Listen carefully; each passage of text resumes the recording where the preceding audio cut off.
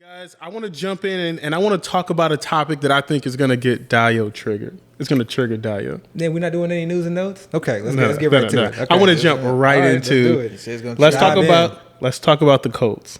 All right. Okay. I want to talk about the Colts for a second. And I know that's going to trigger you for a second, but I want to talk about specifically Carson Wentz. Now, Carson Wentz arguably has the best offensive line in the league, right? Yeah, One of the top offensive lines in the league. For some reason, no one is talking about Carson Wentz having a rebound year, getting back into his 2017 form where he had 33 touchdowns, 7 interceptions. 2017. That is a while ago. But getting back into his 2017 form where he threw freshman became a senior in that time period, like his sophomore season. No one is talking about Carson Wentz having a rebound season with Jonathan Taylor in the backfield. Behind that monster offensive line, they have a pretty good defense. That's true. Why aren't we talking about Carson Wentz, and why is he going? I've seen him go as late as the last pick. Oh, and he does not go. He goes nowhere. Yeah. He's on waivers. He's going nowhere. I looked at my last draft, and he was literally the last pick in the 20th round. I want to say 2019. I think he finished as a top 10 QB as well. So I mean, it's not we're not that far removed. Is Carson Wentz undervalued? I mean, that's just have the conversation. You can start. Y'all know I don't like Carson. I mean, I think the guy's the public broken. don't know what you. I mean, they need to know. Well, I think the guy's broken. I think he's done. Like, I don't really think he has anything left. Oh, you said what? He's done. He's broken. I think he's done. I think it's psychologically he can no longer perform at the top level in the NFL at the quarterback position. Oh, I mean, you got to think about things that happened with this guy. First of all, last year, the guy. Okay, you could talk about how bad his offensive line was. Injuries. Everybody has injuries, but he was sacked.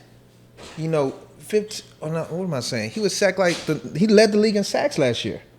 Exactly. Exactly. I mean, the guy he also threw an interception in every game of the season except for 3 games. So what does it mean for him to be playing behind the best offensive line in the league? So I need to call you out on this one, okay? Because you just said that Carson Wentz was broken. I do believe psychologically. I believe psychologically he's done. So how can you be a proponent and an advocator for Sam Darnold and the Carolina Panthers? Like, there's a disconnect there. Preach. Got him. I mean, preach. No. Hey, we're only 5 minutes in. But I also said I wasn't drafting Sam Darnold. I wasn't trying to target Sam Darnold in draft. But you feel like I just feel like he's an upgrade over Bridgewater. Okay. But I don't feel like Sam Darnold's psychological breakdowns, or let me not even say a psychological breakdown because it's not that. I just feel like Sam Darnold wasn't broken as a quarterback the way Wentz was last year. I think Darnold was still having growing pains. He was in the gay system where everybody makes the excuse for. I think there's merit to that to some extent. But Darnold's still this is going to be his 3rd or 4th year. He's still young. He was still a high draft pick. I think Darnold is still we can't even say Darnold has ever really had a good system in place for him to really succeed. The Eagles have had a coach. They have a coach that's a Super Bowl winning coach. Came from the Chiefs. The Chiefs. Some would call it a cheap Super Bowl, but it probably is. I mean, Nick Foles was able to lead that team to Super Bowl. So it's not. We can't say it's not a quarterback friendly system that he played in. But again, when I say he's broken, I look at how he performed last season. Here's the thing. We could talk about what we saw. Again, he led the league in sacks. He threw an interception almost every game of the season, and he was benched. He was benched for a rookie who many people didn't really think was a good prospect, but came and actually played well with that same offensive line, the same weapons, the same coaching staff. But here's the biggest thing for me. The Eagles actually traded away Wentz for nothing. And when I see teams do stuff like that, the teams see these players in the practices every day. They know what they have. Yeah, but he demanded a trade, I felt like he's the one who pushed them. He's the one who pushed to get traded. I don't think if Carson Wentz didn't ask for a trade, that he would still be on the Eagles today. I think the Eagles were ready to get rid of him. I think that's also part of the reason why the coach was fired. I think there was some kind of disconnect with the front office or whatnot. Regardless, Wentz was sent away and he was actually pretty much given away. It sounded like not many other teams wanted him, and the whole time he was available, everybody kept saying the connection was going to likely be the Colts because the Colts had an opening there. The Colts literally had nobody. Rivers retired. So you're going to make me play devil's advocate and be the pro for Carson Wentz? You can if you want. I feel like I have to. I already told you the guy's broken the league. I feel like you disrespected him a little too much. We care. So you mentioned that Sam Darnold's young. Carson Wentz is fairly young himself. Okay? 28 years old. That's not too young, but go ahead. As far as being in the league, and he's dealt with a lot of injuries as well. Okay. We're not that far removed from the 2017 season and the 2019 season where he's performed, I think, fairly well. 2017 was a pretty long time, but that was his MVP season, but he got hurt. So. I don't think that you can knock a lot of the issues that the Philadelphia Eagles had last year. The line was huge. It was a massive issue. It was. Even Miles Sanders on the running back position, I think, was a major issue. Them not being able to have a balanced attack, and I think that offense really needs a balanced attack. And then his receiving options, literally all of them, from his wide receivers to his tight ends, we know he loves throwing to the tight ends, they were all injured. So you're putting him in a situation where he's not set up to succeed. You say they were all injured, but yet you have a rookie that comes in who's not even really getting the rookie didn't do all that well. Right, the rookie ran. The rookie did what rookies do. They run. The rookie threw for more yards in those games than Wentz did all season, and he was throwing touchdowns in those games as well. And we're talking about a rookie that wasn't even getting those first team reps in practice. All I'm saying is we can make all these excuses for Wentz all you want, but number one, he was benched for a rookie who the rookie succeeded, and number two, the rookie didn't succeed. He actually did. Go look at the numbers. Hurst did pretty good last year. Okay, so the numbers. But what I'm saying is, again, the rookie came in, he performed well, and then the team that had him. See, here's the thing: if a team feels like what they have is still good, like they feel like the reason behind a player's bad season was out of his control, then they're more likely to keep this player for a longer period of time because they feel like they could fix those mistakes. The offensive line was coming back healthy. He was getting weapons. They drafted a receiver early. But this Eagles team basically said, you know what? We don't even want this guy. We're going to take, what did they end up getting, a second or a third? Teams aren't always right. Teams weren't right about Drew Brees. Okay, we can say teams are right, but what I'm saying is, the Patriots weren't right about about Tom Brady last year. Between us and the Eagles, who knows more about Wentz? Number one, would you say the Eagles know more about Wentz than what we know? No, I don't trust that. I don't trust that organization. I don't trust them from a drafting standpoint. I don't trust them from a roster construction standpoint, and I don't trust them from a player assessment standpoint. You feel like the Eagles organization, the team that sees this guy in practice every day, that's been with him since he was drafted, know less about Carson Wentz than what we do. I feel like they're jaded than what we do. Number one. Okay. You're trying to pigeonhole me. I'm not pigeonholing. What I'm saying is a team gave up their... You're saying they gave up. I don't agree with that. You don't think they gave up on Carson Wentz? I don't agree with that assessment. I think we disagree. Carson Wentz, let's be honest. Carson Wentz was in his feelings. Okay? He was in his feelings. He felt a little bit hurt that he was benched, and he played bad. He knows he played bad, but he felt hurt. He felt like he was that franchise's long-term solution at the quarterback position. Okay. They drafted Jalen, okay? Obviously, that made him feel a certain type of way. I don't know about that, but go ahead. I feel like that made him feel a certain type of way. I mean, that would make any quarterback feel a certain type of way. Ask him. I mean, ask Aaron Rodgers. Literally look around the league. Yeah. I mean, it was taken in the middle of the second, but go ahead. But yeah, so I feel like he was in his feelings. So basically, fast forward towards the end of the season, he's looking around at this situation from a standpoint of, I want a second chance. And I think he saw what was going on with the Colts. He probably, I'm assuming these guys talk in back channels. He probably got wind that, look, it's likely that Phillip Rivers is not coming back. Frank Reich is like, look, we'd love to have you. And we know that is who he succeeded under in previous years.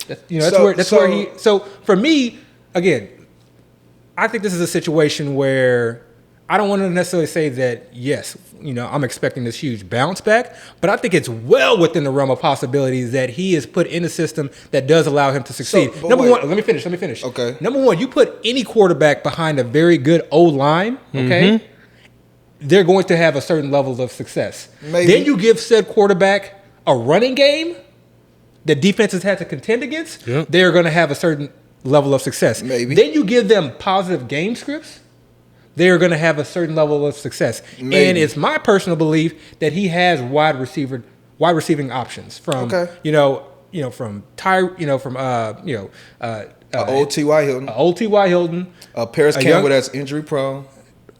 A Pittman, Michael Pittman had an okay season for a rookie, but I mean, but wait. So I think this is where our biggest disconnect is. You think Carson Wentz requested trades from the Eagles, and that's the only reason? I don't think it matters. No, I think that's the biggest reason why I knock Carson Wentz. I feel like the team gave up on him, but you feel like the team didn't give up on him. You feel like he wanted out of Philadelphia, which is why he's not there. I think he more so pushed that situation. But I think irregardless, like we've seen what this team has done in previous drafts. Okay, I don't think this team is great at from a player assessment standpoint. And they had Jalen Hurts, so. They, for them, they're looking at a situation like, okay, maybe they just want a complete rebuild, okay? Or maybe they want to go in a different direction. Maybe. And they have options to be able to do that. And this is also, remember, before all this went down, they were probably one of the major contenders for landing someone like a Deshaun Watson, okay? So I think they looked at it as we have a lot of different outs to where we could either go the rebuild direction, or we could potentially get an upgraded QB, or we could go with someone who's somewhat of a question mark, but we could see what he could do. I strongly believe the Eagles were not interested in Carson Wentz being their quarterback anymore, and that's why it leads me to believe everything I'm believing. If that's incorrect, so be it. But I truly feel the Eagles felt like Carson Wentz was no longer. I felt like he was no longer the quarterback for their future. And number two, I feel like they had a hard time finding another team to take Carson Wentz from them. I don't think Carson Wentz wanted to go to a lot of teams. So number one, so if you look around the landscape of the NFL right now, let's just take a player like Aaron Rodgers. There's not a lot of teams that can take on an Aaron Rodgers, right? So it's not like when we say there weren't a lot of teams that wanted Carson Wentz. There weren't a lot of teams that would be in a position to even take on a Carson Wentz. I think the Panthers could have taken him on. I think the Broncos could have taken him on. He ended up in the ideal situation. No, but what I'm saying is I do not feel like teams were banging on the Eagles' door to try to attain the services of Carson Wentz. He's coming off a terrible year. Of course they're not. I truly feel like, again, the Eagles gave up on him. Yeah. I feel like the rest of the NFL realized he wasn't as great as they probably thought he was in the past. But I think it comes down to this. It comes down to this. We've seen this player succeed before. When put a long time ago, though. 2019 is not a long time ago. I don't know if he had that great of a season in 2019 is not a long time ago. So we've seen players succeed before, okay? We've seen this player succeed before in the past. So to say that he is just broken and can't do it, I think, from a standpoint of fantasy, okay, which is really what people care about, you can draft a Carson Wentz. You don't have to. Obviously, he's somebody you can pick up off the waiver. You can draft in the later rounds. But really what it comes down to is, is there value in the, from the skill position players on the Indianapolis Colts? Are there players that we can find value in, or are there players that we want to target? I think that's really where the question lies when it comes to Carson Wentz. But I think if you're talking about Wentz from the stance you're taking as far as he's going to improve because, like you were listing out all those things that are in his favor, then Carson Wentz should be a viable fantasy asset in your mind. And that's going to take me to my next topic, though. I don't feel like he is. So, but if you are, then I have to understand why then you're not drafting Carson Wentz. I'll give a couple reasons why I think he is an option. Number one, what division does he play in? The AFC South. AFC South. So that means he gets to play the Texans twice a year. And the Jags He gets to play the Jags twice a year. And he gets to play the Titans twice a year. All defenses that I'm not concerned about, and potentially in shootout situations. Okay. Then he also gets to play the NFC West. Okay. Outside of the Rams, I'm not terribly, concerned about a lot of players in that division as well. So he's in, he's going to be in some games where he can, potentially put up numbers on some bad defenses, or be in games where he's forced to, to either play from behind, or to get us some garbage time in the fourth quarter. So are you then basically now telling me you feel like Carson Wentz is a draftable fantasy asset? In best ball formats, yes. Here's the thing, though. What's the difference between Carson Wentz and Ryan Tannehill? They are the same quarterback, same talent level. Ryan Tannehill totally disagree with that. How are they not? If you go and look at their stats. But again, I keep telling y'all my stance on Wentz. I feel like he is broken quarterback. So with that premise, everything else you're saying is not going to register with me. Now we thought that same thing about Ryan Tannehill before when he was playing in Miami. I didn't think that. Like there were a lot of people who wrote him off. Because again, what did I say about Darnold? I feel like Darnold's coaching situation was part of the reason why he suffered. I do feel like the Eagles had a good coaching system in place. Some people would disagree. Yeah. So they had a good coach. They had a good coaching system in place for a few years. But what I think a lot of NFL pundits and people who are close to the Eagles feel that their offense became stale and became stagnant and became very predictable. Maybe. Also, again, when you lose all of your offensive weapons in your entire offensive line, you're gonna have issues. Like I said, so I don't believe the Eagles have had a issue with their offense because again, we've seen other quarterbacks playing that same offense and succeed. But it's apples and oranges. But Jalen what I'm Hurts saying, coming into an offense behind a bad O-line and succeeding is very different than Carson Wentz. I've seen players in this system succeed, and I've seen Wentz fail. I've seen players with Adam Gase. I mean, you just brought up Ryan Tannehill. Ryan Tannehill and Darnold both had the same coach, Adam Gase. And Adam Gase has been the poster child of the coach that basically hinders players' abilities to some extent. So when you're comparing those two, I have to see these players with better coaching. Ryan Tannehill had a better coach, and look what he was able to do. Darnold's in the same situation. He was in a better situation. When I say coach, I mean situation. You can say it's the same thing. The coach put him in that situation. I feel like Gase hinders these players. Derrick Henry put him in that situation. And we can argue that him rejoining Frank Reich is going to a much better situation. This is a coach that he succeeded with in the past. This is a coach that typically draws up a very good, game plan and scheme players open. I think it makes the game easier. He makes the game easier for quarterbacks in general. He's also going to a situation where I think he has better weapons. And again, his offensive line compared to last year's offensive line that was, just completely just dismantled due to injuries is in a much better situation. Mm-hmm. Again, if that's y'all's premise, okay. But I just don't believe that. So because I don't believe that, I cannot draft Carson Wentz. But if y'all believe what y'all are saying, Carson Wentz should be being drafted, and he probably should be being drafted around Ryan Tannehill. That I disagree with because I think just because I feel like a quarterback can succeed on an NFL level, and that he can, allow his skilled position players, wide receivers, running backs, and tight ends to succeed from a fantasy standpoint does not mean that equates to that quarterback being fantasy viable. There are plenty of situations where I will draft players, look at the Atlanta Falcons. I'm fine drafting Calvin Ridley. We all are fine drafting Calvin Ridley, right? But how many shares of Matt Ryan do we all have? But I guess where I'm coming from is you're speaking from Carson Wentz as if he has all these things in his favor. He has to improve on what he did last year. He has an improved offensive line. He has an improved system. He has an improved weapons.